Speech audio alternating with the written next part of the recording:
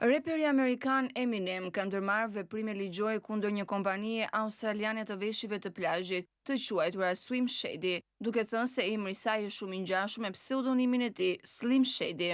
Në shtator, Eminem paraqiti një peticion në zyrën amerikane të markave, duke kërkuar që t'i anulohet marka tregtare që ishte dhënë kompanisë. Sipas ligjit amerikan, kompania duhet të përgjigjen ndaj peticionit deri javën e ardhshme. Avokatët e reperit akuzojnë markën me bazë në Sydney se ka krijuar ngjeshmëri të rreme me Eminemin.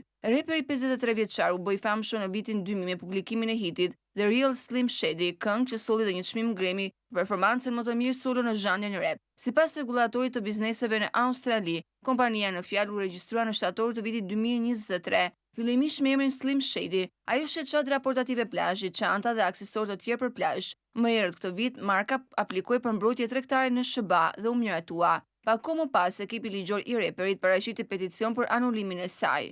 Dokumentet gjyqësore tregojnë se Eminemi e kishte regjistruar markën Slim Shady në vitin 1999, në kohën e publikimit të albumit me të njëjtin emër. Avokatët e tij thonë se emri është bërë i famshëm dhe lidhet ekskluzivisht me karrierën e tij muzikore.